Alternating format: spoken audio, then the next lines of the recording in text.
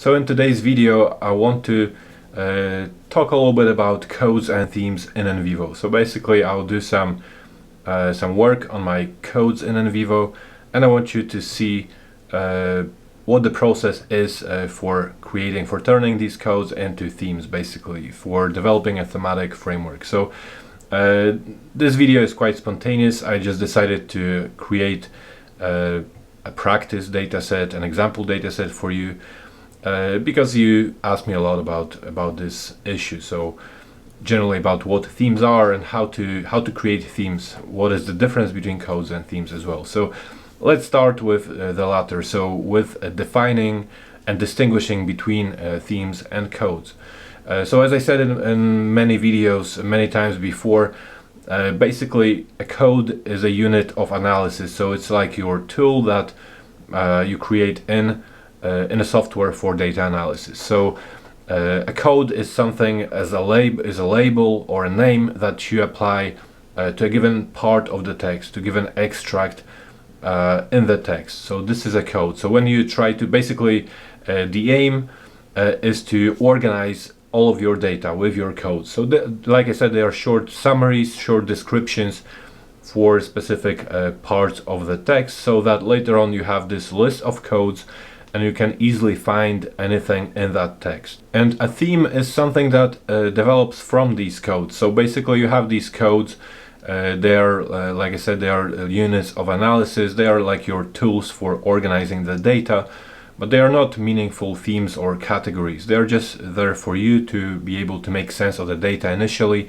and to organize that data. So later the themes are I would say more inclusive. They are more relevant to your research questions as well. So this would be the main distinction between a code and a theme. A code just you can have a lot of codes just to organize your data. Themes are more related to your specific research questions. So usually what happens is, as you have all these codes, you start to think about your research questions, and that's when you start to organize your codes and group them into some kind of meaningful categories.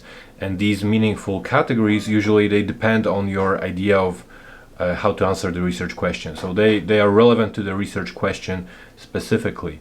And as you organize these codes, as you'll see, you put them together and merge them, so join them together and organize them into these categories.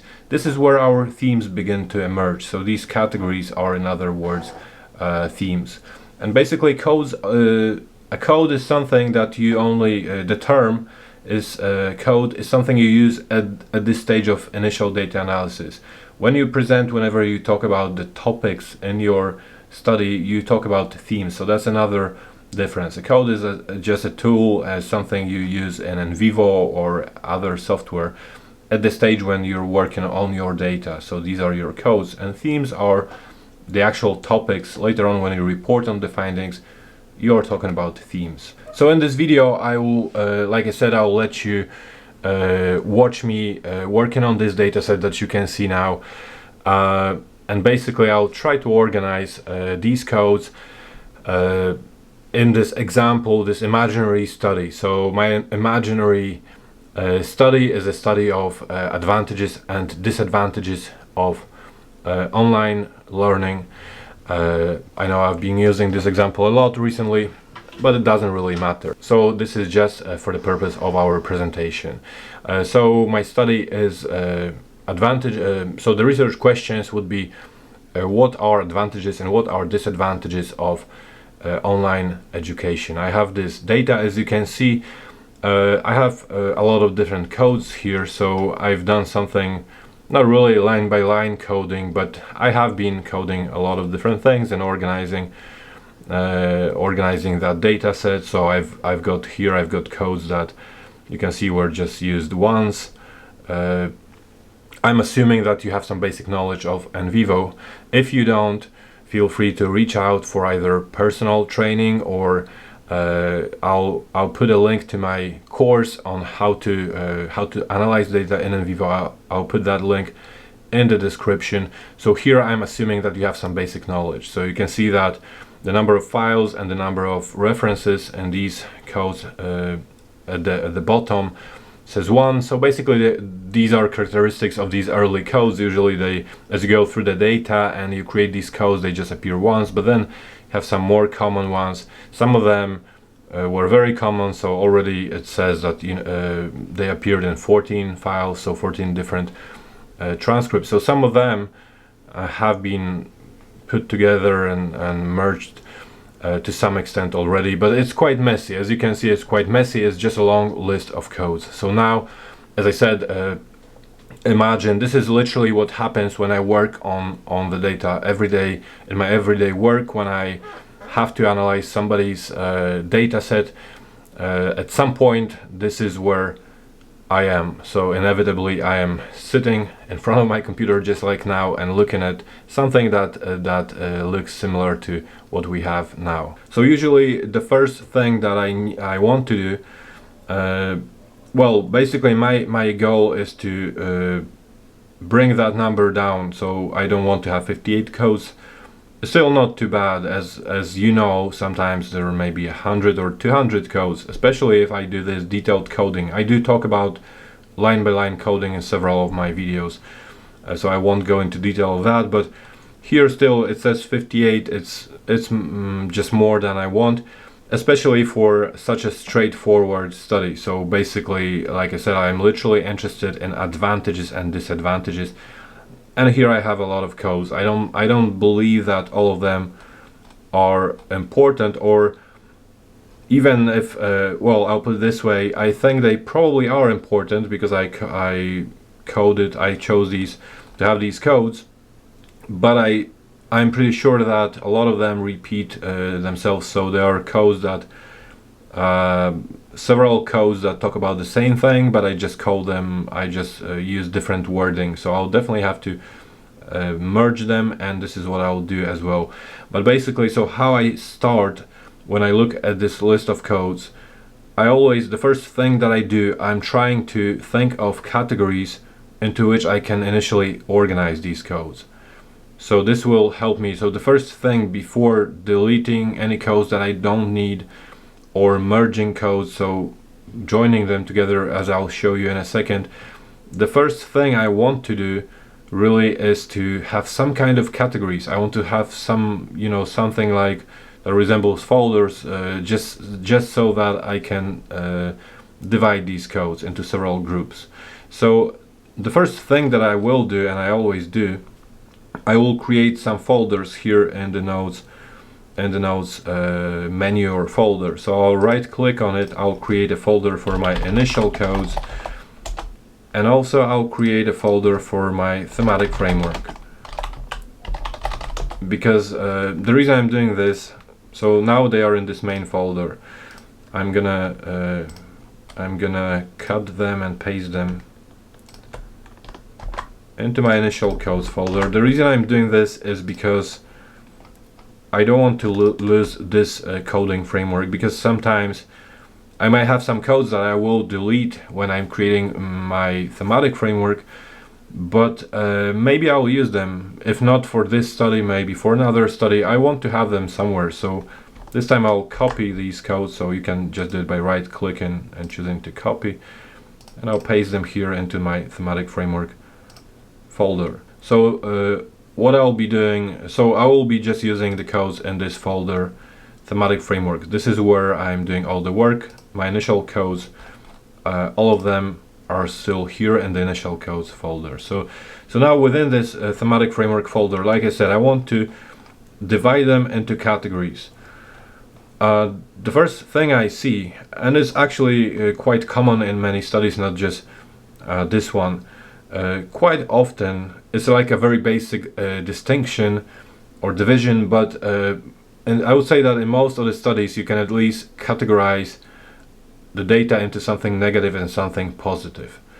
This is just how it works. So of course this is not always your main aim or the goal of your study and your analysis, but here clearly it is, because I'm talking about advantages and disadvantages, and I can see already that there are things like convenient, requires skills, variety of materials, distractions, affected motivation. So definitely I can organize it into positives and negatives. This is what I'll do first. So I'll just call it positives. I'll use capital letters just so that I can see these names clearly, and negatives. Of course, I can change the name whenever I want. So, like I said, this will be literally the first step to organize. Yeah, if this video is going to be long, obviously, as you can see by now when I have posted it, but I just want you to see the whole process. So I'll be putting all these codes into either positives or negatives, just because I know they are positives or negatives. Remember that quite often there are emergent findings. That's another thing. So maybe, you know, I could have some other categories. But first, if I do these categories, they usually emerge later on. So initially I want any way to organize this, like I said, this mess, because it's quite messy. So okay, so became more self-confident is a positive. Stressed about his family interrupting seems like something negative. So basically this is what happens. So so if you hover over a code and then click on it once and then move it somewhere else, this is basically gonna move the code. Just a side note if you didn't know that already. So now I'm gonna select all the positives. So more self-belief, increased self-confidence, let me see, engaging lessons, easy to access, more interesting and engaging, does not have to take the bus to school, doesn't have to pay for gas or be stuck in traffic, teacher pays more attention, lessons are engaging. So I will just move them into my positives already. Maybe stressful, anxious, stressed, distractions, needs pressure from the teacher. So there is no pressure from the teacher, so sounds like something negative. Sister plays with her friends too loudly, her internet is slow, found it hard. I don't even have to read every single one in full, I just know it's a negative. Okay, difficult. What else? Affected motivation, too many things to do at home, lowered self-esteem. These are definitely our negatives. We still have quite a few, so I'll just select the remaining ones and move them into our folders. I'll speed up the recording so that you don't have to watch the whole process.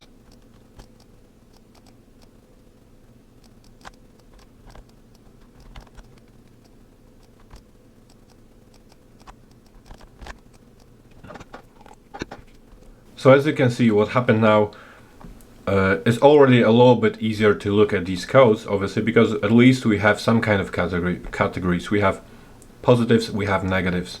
So this makes it easier for me to focus on one of them. Sometimes I may have more categories, so if something is extremely obvious to me, you know, that as a category, separate category, I may create a separate category. So for example, we have I can see lots of things about psychological aspects. So I can see increased self-confidence, stress and anxiety, affected self-confidence. So basically, another thing that you ask a lot, how to develop a framework, a thematic framework. So where do I put, for example, these codes about psychological effects? So it really depends. It depends on you.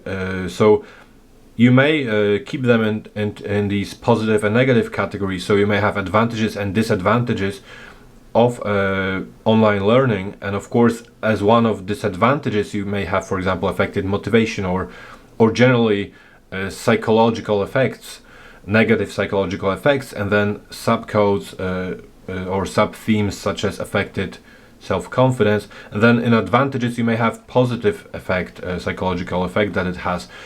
But then on the other hand, you can have a separate category. So perhaps it's an emergent finding, there is a lot about this psychological aspect, and then you decide, okay, maybe I'll just create a theme that's called, let's say, psychological effects of online learning, and then you may have positive, negative effects. So as you can see, it's pretty much the same, but it's the only difference is where you're gonna put them. But if you feel, for example, that it's a big emergent theme, then why not create a separate theme for it? So in fact, I'll do it just now. So I'll create a theme that's called psychological effects of home learning or online learning, because I think that there is enough of these codes about psychological effects, enough for a theme. I think it's an interesting finding. I want to report on that finding separately, so at least for now I'll have it as a separate theme, and then I can always move it back to my negative or advantages, disadvantages. So psychological effects, and what I'll do next, I'll just cut everything that has to do with these psychological effects. I'll paste it into that psychological effects code. So see you in a second. So as I said, I created a psychological effects theme, and I moved everything that has to do with these effects into this theme. I did struggle a little bit because I'm not sure about motivation, for example. Motivation is such a broad thing, and it could, to be honest, be under the psychological effects. For now, I'm keeping increased motivation or affected motivation under my positives and negatives. So basically, it doesn't matter. Again, it's just an example. The next thing that I would be doing is within each of these categories or my new themes, I would want to organize these things a little bit. Like I said, there could be things that are the same codes basically with different wording. So let's just have a look at the negatives first. So her internet is slow. I usually look at the codes that were used once. So first I look at these codes because I usually suspect that it's possible that they can be merged into something I already have. So let's see, her internet is slow. As you can see, I have a code here, requires good internet connection. It's already been coded 29 times in 7 different interviews. So of course I'm going to merge this single code into this code. So to do that, right click on this code that you want to merge into something else, choose to cut it or copy it. In this case I will cut it. Right click on the code into which you want to merge that code and just choose this option. So requires good internet connection. What else? Her sister plays loudly with her friends. Obviously a very detailed initial code. And I think there was something about, yes, distractions at home. So again, I'll cut it, I'll merge it into distractions at home.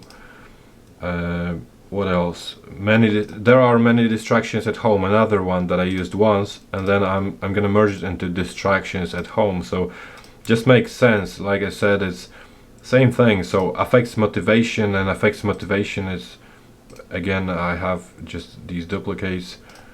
I'm gonna merge them. Difficult to be motivated and to work hard with no pressure from the teacher. So basically affects motivation. That's the same thing again. Needs pressure from the teacher. Too many things to do at home. Distractions at home. This is what it is about. So as you can see, it's there are similar things. Other unpredictable situations. Depending if there were, I would say if there were super specific situations that somebody mentioned once, I would perhaps put them into this other situations. If there is something that people, more than one person mentions, or one person mentions but it seems to be very important, I would rather have a separate code for it, or sub-theme in this case. But sometimes there are things that just are so specific to this one person and maybe not that relevant to the research aims and questions, so you just keep them as others or something. So again, you are in charge of it, and you are the one deciding. So affects motivation, distractions, let me see. no direct interaction with the teacher. Well, in this case, I'm looking at needs pressure from the teacher. Theoretically, I could merge it into no direct interaction with the teacher, because if she needs pressure from the teacher and there is no pressure, means it's about interaction. Again, I could decide to keep it separately if maybe more people start talking about specifically this aspect of interaction with the teacher, but in this case I will just keep it as no direct interaction, as something negative, a disadvantage. No direct interaction affected motivation. I have a feeling I saw this motivation somewhere. Basically, this is what's happening. So limited student interaction. Found it hard because she likes to interact with other students, so this is going to be limited student interaction. So as you can see, this is what is happening. I don't know how many I've deleted already, but you can see it's becoming more and more specific, and actually we have some strong sub themes here because they were all mentioned many times by many different participants. So the same here, so it doesn't have to pay for the gas or be stuck in traffic. It's so specific. I would rather cut it and merge it into convenience, but I'm not sure whether I have something. Actually, I'm not sure if I have anything. More engaging, no. Convenient in terms of time, kind of, but it's not necessarily that. So actually I'll keep it for now. Doesn't have to take the bus to school. It could be convenience, because it's convenience. So I'll merge this one here, and then the bus to school, I'll merge it into convenience. I could just rename this in terms of time, but maybe access or something, convenience in general. The lesson materials are easy to access. I'm gonna merge into quick access to lesson materials. Found it more interesting and engaging. I'm sure I have something about more engaging right here. It's good if someone is shy. Engaging lessons, again, the lessons are engaging because of the variety of materials. So look, here I'm gonna merge it into two different ones. So because I'm gonna first copy it and merge it into more engaging than traditional classrooms, but also the variety of materials. So now I'm gonna cut it, I'm gonna merge it into there is a variety of materials. So there were basically two codes that I merged this one code into. The lessons are engaging and never the same. So again, this one is about more engaging, lessons being more engaging. There are probably a couple more that I did not really address here. And then we have our psychological effects. So stress about his family interrupting, maybe stressful for low-level students. What is interesting that I'm gonna recode some of them as well. So look, we have stressful for low-level students. I'm gonna copy it and merge it into one of the negatives, which was about low-level students. I just have to find it. What was it? Limited student interaction.